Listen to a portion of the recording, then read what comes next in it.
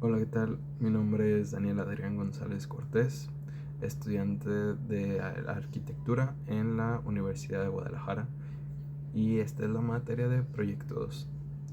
Y hoy hablaremos sobre el programa arquitectónico, el proceso metodológico para el diseño arquitectónico. Bienvenidos a este video donde exploraremos el diseño arquitectónico. Este programa no solo se limita a satisfacer demandas funcionales externas, sino que también se fundamenta en bases conceptuales que el arquitecto establece desde su disciplina. Funciona como un filtro que da sentido y dirección a todo el proceso creativo. El diseño arquitectónico no es simplemente la creación de espacios, sino un ejercicio profundo que surge desde un análisis minucioso de múltiples elementos que define el proyecto, desde la investigación inicial hasta el concepto final. Cada diseñador realiza un viaje único, donde el contexto juega un papel crucial. Es a través de esta lectura del contexto que logramos el proyecto de espacios que no solo cumplen con las necesidades, sino que también se integran de manera armónica en todo el entorno del proyecto. Inicialmente, para empezar el desarrollo de un proyecto se necesitan responder 3 preguntas. ¿Qué voy a hacer? ¿Para quién lo voy a hacer? ¿En dónde lo voy a hacer? Teniendo estas 3 claras preguntas, muy importantes, se continúa haciendo la investigación respectiva, la cual tiene como objetivo conocer todas las condiciones a las que está sujeto el proyecto. Dentro de ellas, la determinación del cliente, el cual define los objetivos que propone obtener la realización del proyecto.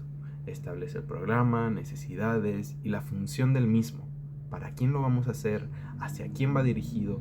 ¿Cómo va a actuar en el entorno? Y tal vez hasta darle sentimientos a esa casa, o ese edificio, o esa escuela.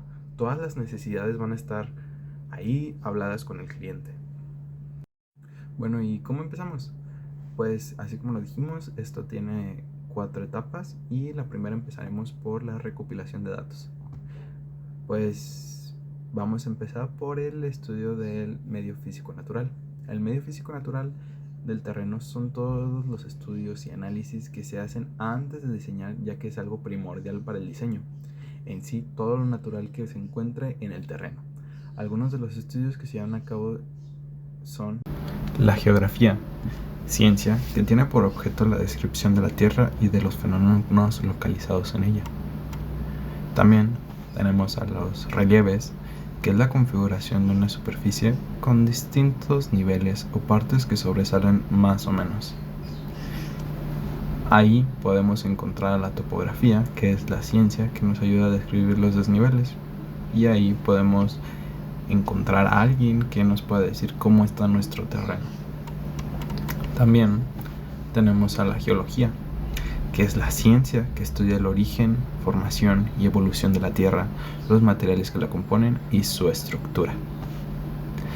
La edafología, que es la ciencia que estudia la composición, naturaleza del suelo en su relación con plantas y el entorno que la rodea. También podemos estudiar la vegetación, que es el conjunto de plantas de una zona o de un periodo geológico determinado. Así podremos saber si en nuestro proyecto podemos utilizar plantas endémicas que no necesiten un regado extremo o que afecten a diferentes tipos de vegetación, como podría ser que nosotros plantemos un árbol que puede envenenar a otros árboles solo porque no es endémico, porque necesita mucha agua, porque sus raíces matan otros tipos de árboles. Y el clima es el conjunto de condiciones atmosféricas propias de un lugar, constituido por la cantidad y frecuencia de las lluvias, la humedad, la temperatura, los vientos, el aislamiento, etc., y cuya acción compleja influye en la existencia de seres sometidos a ella. También tenemos a la hidrología, estudio de propiedades físicas, químicas y mecánicas del agua continental y marítima, su distribución y circulación en la superficie de la Tierra, en el suelo y en la atmósfera, ya que imaginemos que queremos hacer nuestra propia casa o la casa del cliente y que tengamos en el suelo algún manto acuífero pues podría ser imposible construir en ella, o tendríamos que ver otro tipo de cimentación, tal vez que no sean superficiales, sino que la cimentación sea profunda, o ver qué se puede hacer, ya que con las normas que tenemos no sabemos si nos podemos desplantar ahí o tenemos que hacerlo a diferentes distancias. También tenemos a la fauna, que es el conjunto de todas las especies animales, generalmente con referencia a un lugar climático, tipo, medio o periodo geológicos concretos. Ahora, ya vimos qué es el medio físico natural y lo que puede afectar en nuestro proyecto de diseño. Bueno, y ahora que ya vimos sobre el medio físico natural, tenemos que saber qué es el medio físico transformado, que es todo lo que ha hecho el hombre, desde vialidades, servicios, comercios, hospitales, rutas de transporte urbano, redes de agua potable, luz, drenaje, etc. Uso de suelo. Uno de los principales elementos del medio físico transformado es el uso de suelo. Es un documento que el ayuntamiento te asigna unas especificaciones que debes de cumplir. Esto es para mantener un orden en los desarrollos urbanos. Algunos de los usos de suelo más comunes son los comerciales, habitacionales, industriales, áreas verdes, equipamiento urbano, hoteleros y de hospedaje, entre otros. Los usos de suelo siempre van acompañados por la densidad, tamaño mínimo de lotes, cajones de estacionamiento, restricciones. En la ciudad de Guadalajara, la densidad se divide en 4, teniéndolas como número 1 la densidad mínima, como segundo la densidad baja, como tercero la densidad media y como cuarto la densidad alta. Y por último, hay algunos usos de suelos que tienen otros elementos, que es el tipo de edificación. Por ejemplo, en vivienda hay 3: U, que es unifamiliar, H, que es horizontal, y B, que es vertical. Un ejemplo de uso de suelo sería H3U, que desglosándolo sería habitacional, con densidad media, unifamiliar. Una vez que tienes este dato, puedes obtener información general de lo que se te permite y no se permite realizar en un predio. En los centros de población de ciudades importantes encontrarás prácticamente toda esta información en páginas web del ayuntamiento. En caso de pueblos, esta información se te otorgará en el ayuntamiento de la cabecera municipal. Si tu proyecto se encuentra dentro de un fraccionamiento, este te entregará el documento. El ejemplo que pusimos de H3U es lo que se nos dice en el reglamento. Nos marcará cuánto es lo mínimo que se debe de construir, cuánto es lo mínimo que debes de tener de frente en el lote, cuántos metros cuadrados debes de construir en total, cuánta superficie puedes desplantar en la construcción, que es el COS, cuánta puedes construir en total, que es el CUS, y cajones de estacionamiento, restricciones y frente jardinado. Si te fijas, ya con esto tienes tu primer límite en tu predio. Es por esto que no se puede construir un edificio de 30 niveles en una zona donde hay pura vivienda unifamiliar. Infraestructura. Se denomina infraestructura a aquella realización humana diseñada y dirigida por profesionales de arquitectura, ingeniería civil, urbanistas, etc., que sirven de soporte para el desarrollo de otras actividades y su funcionamiento. En otras palabras, son todos los servicios básicos del medio físico transformado, con ellos en tu proyecto. Estos se clasifican en transporte, vialidades, calles, carreteras, puertos, aeropuertos, entre otros. Depende de cada proyecto la importancia de que le des a la casa. Puedes tener el mejor diseño del mundo en la punta de una montaña, pero si no puedes acceder a él, no sirve de nada. En algunos otros casos, al tener transporte público al alcance es muy importante para algunos clientes, para otros tener un aeropuerto o un puerto. Energéticas. Redes de electricidad baja y media tensión, oleoductos, fuentes alternativas de electricidad. No importa el medio, pero puedes tener energía eléctrica en la puerta de tu vivienda. Existe hoy en día métodos muy viables, funcionales con los paneles fotovoltaicos que nos pueden suministrar luz en cualquier parte del mundo, aunque no existe infraestructura. Y hay empresas como Tesla que están trabajando en las baterías de almacenamiento que podrían hacer que tengamos energía eléctrica en cualquier parte del mundo sin necesidades de infraestructura. Pero ya ese es otro tema. Hidráulicas. Redes de agua, alcantarillado y reciclaje. En pocas palabras, se pueden tener agua potable y drenaje sanitario en tu predio. Telecomunicaciones, televisión, internet, telefonía celular. todo lo necesario para poder contar con estos servicios. Imagina una casa de campo sin internet. Sería muy difícil, ¿no? Equipamiento urbano. Medio físico transformado también contempla el equipamiento urbano. Es el conjunto de edificios y espacios predominantes de un uso público, en donde se realizan actividades complementarias a las de la habitación y trabajo, que proporcionan a la población servicios de bienestar social, de apoyo de actividades económicas, sociales, culturales y recreativas. Se consideran 12 clasificaciones del equipamiento urbano, las cuales son educación, cultura, salud, asistencia social, comercio, abasto, comunicación, transporte, recreación de deporte, administración y servicios urbanos. Esto es algo que el gobierno de cada zona es responsable de implementar en sus áreas. Dependiendo del proyecto, se le da la importancia a cada uno de estos. Por ejemplo, en una casa de campo no es importante si hay escuelas en la zona, pero en una casa de ciudad es muy importante que encontremos con este equipamiento. Bueno, y así fue como acabamos con la recopilación de datos y ahora seguimos con el análisis y la síntesis de toda esa información para poder llegar a un resultado. Todo esto abarca toda la diagramación que llevamos a cabo. Como primer paso tenemos la graficación del terreno con condicionantes, que sería la diagramación del terreno. Es la representación gráfica y simbólica del terreno, con sus condicionantes. Medidas y características generales como perímetro, topografía, etc., servidumbres y accesos visuales, vientos dominantes, orientación, isolamientos, privacidad y seguridad.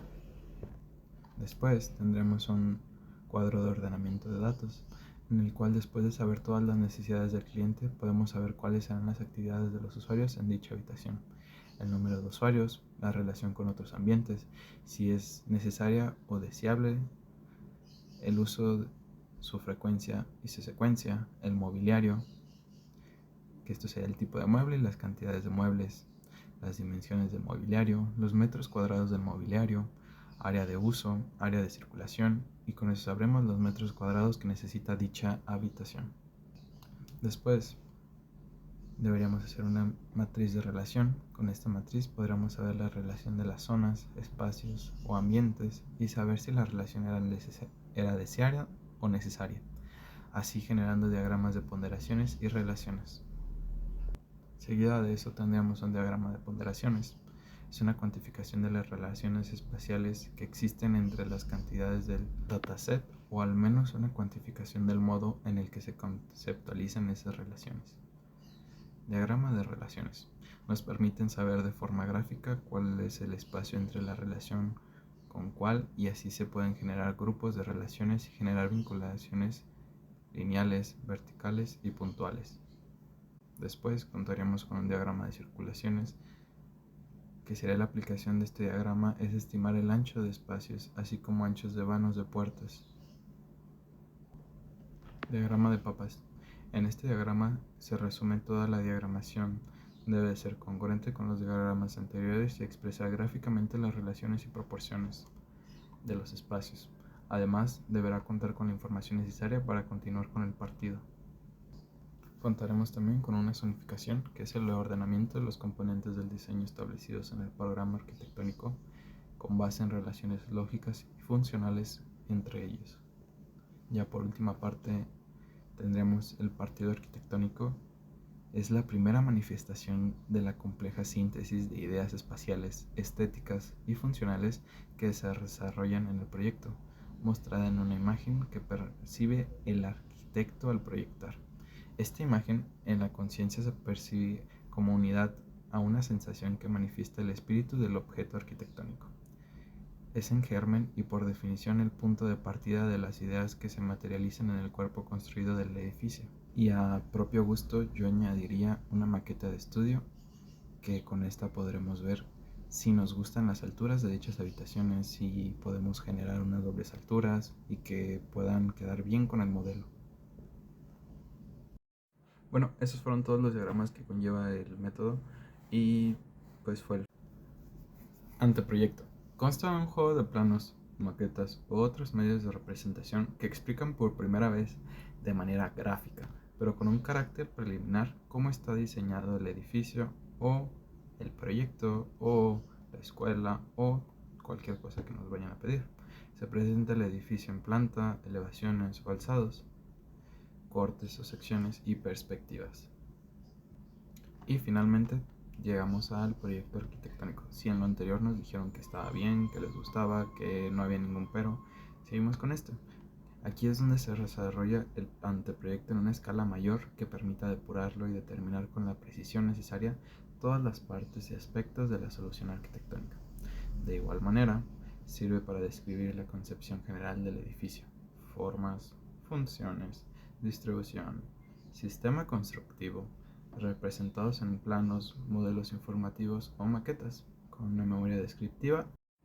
Bueno, y después de terminar de ver las primeras 4 etapas del proyecto, que sería la recopilación de datos, el análisis, la síntesis y el desarrollo del proyecto, ¿cuáles son nuestros fundamentos para el diseño? Bueno, tendremos la anomalía. La anomalía en la arquitectura se refiere a la introducción de elementos o características que se desvían de lo esperado, lo normal o lo establecido dentro de un diseño. Es una ruptura intencional de la regularidad, la simetría o la armonía que caracterizan a muchos edificios.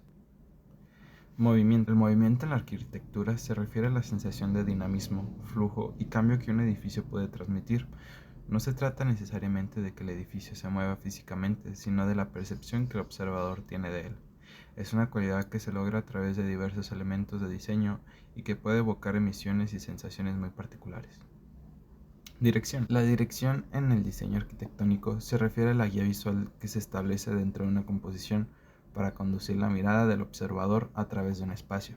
Es como un hilo invisible que conecta los diferentes elementos de un diseño, creando una secuencia y un ritmo que facilita la comprensión y la apreciación de la obra. Modulación. Es un principio de diseño que consiste en dividir edificios o estructuras en elementos repetitivos y estandarizados, llamados módulos. Estos módulos pueden ser de diferente tamaño y formas, pero comparten características comunes que permiten ensamblar de manera flexible para crear una variedad de configuraciones. Iluminación.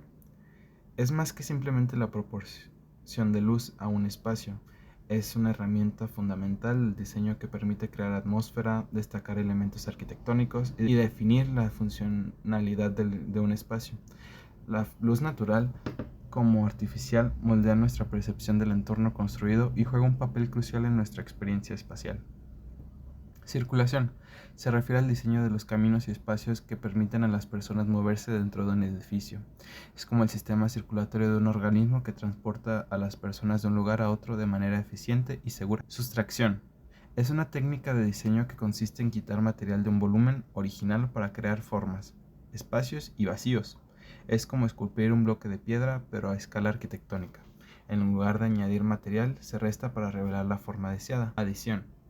La adición en la arquitectura es una técnica de diseño que consiste en agregar elementos o volúmenes a una forma existente para crear una nueva composición. A diferencia de la sustracción, que consiste en quitar material, la adición implica sumar para construir y expandir. Simetría. Es un principio de diseño que busca la igualdad y el equilibrio visualmente entre las partes de un edificio. Consiste en dividir una composición en dos partes iguales, de modo que cada lado sea una imagen espectacular del otro. Esta búsqueda de la igualdad crea una sensación de orden, armonía y estabilidad. Repetición. La repetición en la arquitectura es un principio de diseño que consiste en la utilización repetitiva de un elemento o motivo a lo largo de una composición. Este elemento puede ser una forma, un color, una textura, un tamaño o cualquier otra característica visual. Al repetir un elemento se crea un ritmo y una sensación de unidad que ordena y cohesiona al espacio. Ritmo. El ritmo en la arquitectura es un principio de diseño que se refiere a la repetición regular o irregular del elemento visual para crear un movimiento y una secuencia a lo largo de un espacio. Es como una melodía en una composición musical que guía el ojo del observador a través del edificio. Proporción. La proporción se refiere a la relación armoniosa que existe entre las diferentes partes de un edificio. Es como una receta en la cocina donde la cantidad de cada ingrediente determina el sabor final de un plato. En la arquitectura, la proporción determina la belleza y la funcionalidad de un espacio. Radiación es un principio de diseño que se refiere a la disposición de un elemento a partir de un punto central, extendiendo hacia afuera como los rayos de una rueda. Es como crear ondas concéntricas a partir de un punto de origen. Revolución. En el contexto de los fundamentos básicos del diseño arquitectónico, es un concepto dinámico en constante evolución. No se refiere a un evento único en el tiempo, sino más bien a una serie de cambios significativos y rupturas con las tradiciones establecidas que han marcado hitos en la historia de la arquitectura. Concentración.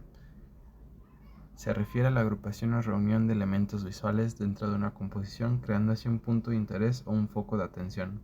Es como un imán para que atrae la mirada del observador hacia una zona específica en el espacio. Jerarquía. En la arquitectura es un principio fundamental que establece la relación importante entre diferentes elementos de un edificio.